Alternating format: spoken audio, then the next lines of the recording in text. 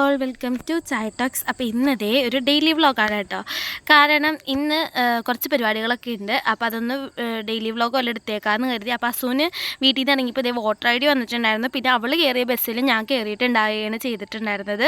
അങ്ങനെ ഞാനും അസു മാത്രമേ ഉള്ളൂ, പാറും ഉണ്ടായിരുന്നില്ല കേട്ടോ. അങ്ങനെ നേരെ അസൂന് എന്തോ ഉമ്മാടെ എന്തോ ആവശ്യത്തിന് ബാങ്കിലേക്ക് പോകേണ്ടതായിട്ടുണ്ടായിരുന്നു. ഇത് ശരിക്കും വോയിസ് ഓവർ എടുത്തിട്ടുണ്ടായിരുന്ന വീഡിയോ കേട്ടോ. എന്ന് വെച്ച് കഴിഞ്ഞാൽ സെപ്പറേറ്റ് റെക്കോർഡ് ചെയ്യേണ്ടെന്നുള്ള രീതിയിൽ ഞങ്ങൾ കൊടുത്തിട്ടുണ്ടായിരുന്നു.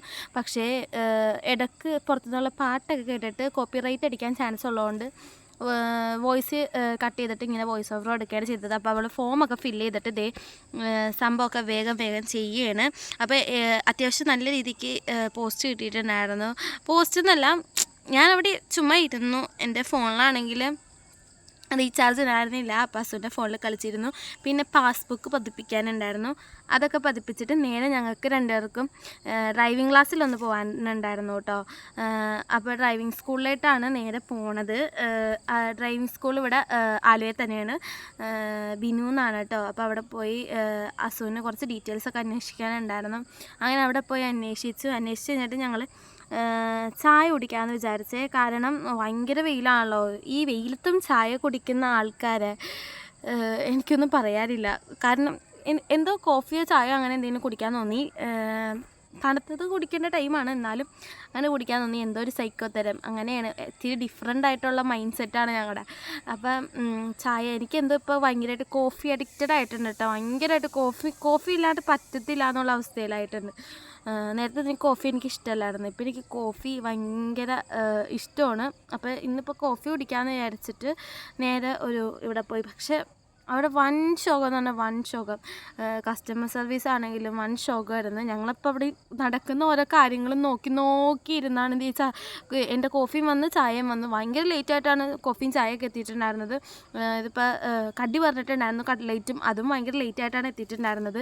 അതുകൊണ്ട് അവിടെ കയറിയിട്ട് ഭയങ്കര ഡിസപ്പോയിൻറ്റഡ് ആയിരുന്നു കേട്ടോ. കാരണം ഈ ഒരു ചൂടത്ത് വെയിലും കൊണ്ട് ഇത്തിരി തണുപ്പിന് വേണ്ടിയിട്ടായിരിക്കും നമ്മൾ എന്തെങ്കിലും കുടിക്കാൻ ഒരു കടയിൽ കയറാം.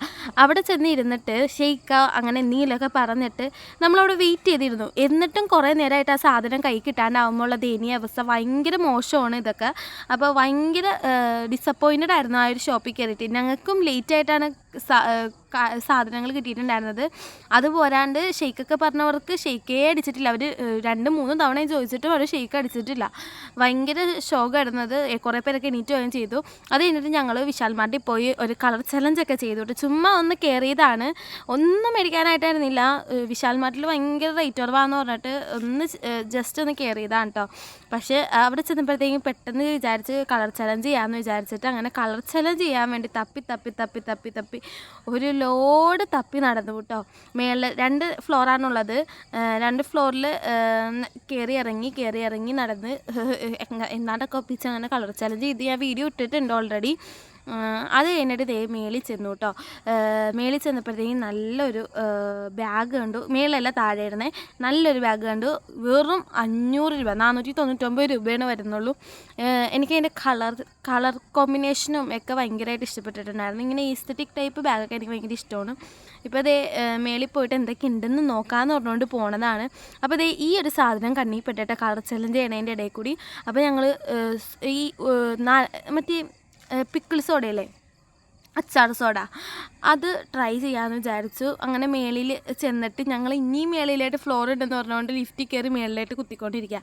ലിഫ്റ്റ് എന്ത് ചെയ്താൽ നിങ്ങൾ അങ്ങനെ ശശിയായിട്ട് വീണ്ടും താഴത്തേട്ട് തന്നെ പോകുന്നു കേട്ടോ. അവിടെ വന്ന് അങ്ങനെ കളർ ചലഞ്ചൊക്കെ അവസാനിപ്പിച്ച് ബില്ലടിക്കാൻ നിൽക്കുമ്പോഴത്തേക്കും അവർ പറഞ്ഞ് ഇതിൻ്റെ റേറ്റ് ഞങ്ങൾ ആദ്യം വിചാരിച്ച് 36 രൂപയെന്നാണ്. പിന്നെ ഞാൻ നോക്കി അവർ പറഞ്ഞ് 18 രൂപയെന്ന് പറഞ്ഞ്. അപ്പോൾ ഞങ്ങൾ മേളിൽ പോയി ഒരെണ്ണം കൂടി എടുത്ത് 2 ഗ്ലാസ്സായിട്ട് എടുത്തിട്ടുണ്ടായിരുന്നു കേട്ടോ. അങ്ങനെ അതും എടുത്തിട്ട് നേരെ ഞങ്ങൾ അസുവിൻ്റെ വീട്ടിലായിട്ടാട്ടോ പോയിട്ടുണ്ടായിരുന്നത്. അസുവിൻ്റെ വീട്ടിൽ ബസ് കയറി, ബസ്സിൽ വെച്ചൊന്നും വീഡിയോ എടുക്കാനൊക്കെ മറന്നുപോയി. അത് കഴിഞ്ഞിട്ട് നിന്നാണ് പോന്നിട്ടുണ്ടായിരുന്നത്, അതാണ് വീഡിയോ എടുക്കാഞ്ഞത്. അങ്ങനെ കൊച്ചുമാങ്ങിൽ നിന്ന് ഓട്ടോ കയറിയിട്ട് നേരെ ഇവിടെ വന്നു. അസുവിൻ്റെ വീട്ടിൽ വന്നിട്ട് ഞങ്ങൾ പിക്കിൾ സോഡയൊക്കെ ഉണ്ടാക്കി. സോഡയും നാരങ്ങ അച്ചാറൊക്കെ അതിൻ്റെ ഇടയിൽ കൂടി മേടിച്ചിട്ടുണ്ടായിരുന്നു കേട്ടോ. അങ്ങനെ അതൊക്കെ മേടിച്ച് നമ്മൾ പിക്കിൾ സോഡയൊക്കെ ഉണ്ടാക്കി. അടിപൊളിയായിരുന്നു, നല്ല ടേസ്റ്റ് ഉണ്ടായിരുന്നു. ഉപ്പും കൂടി ഇടണം. ഉപ്പും കൂടി ഇട്ട് കഴിഞ്ഞാൽ ഒന്നും പറയാനില്ല, അടിപൊളിയായിരിക്കും. ഇഷ്ടപ്പെട്ടിട്ടുണ്ടായിരുന്നു. നല്ല ദാഹമൊക്കെ ശമിപ്പിക്കാൻ പറ്റിയ എന്താ പറയുക, ഈ തൈര് സോഡയൊക്കെ കുടിക്കണോട്ട് ഉള്ളൊരു ടൈപ്പ്. അത് തന്നെ ഞങ്ങൾ ചലഞ്ചൊക്കെ ചെയ്തു കേട്ടോ, മറ്റേ ഇമ്പോസ്റ്റർ ചലഞ്ച്. അതിൻ്റെ വീഡിയോ ഓൾറെഡി ഇട്ടിട്ടുണ്ട്. ഇമ്പോസ്റ്റർ ചാലഞ്ച് ചെയ്തു. പിന്നെ ഞങ്ങൾ ഒരു റീലൊക്കെ ചെയ്തിട്ട് നേരെ ഞാൻ വീട്ടിലേക്ക് വരികയാണ് ചെയ്തത്. അസുവിന് ജോലി ഉണ്ടായിരുന്നു കേട്ടോ. അപ്പോൾ എന്തായാലും ഇന്ന് ഇത്രയുള്ളൂ. സബ്സ്ക്രൈബ് ചെയ്യണേ.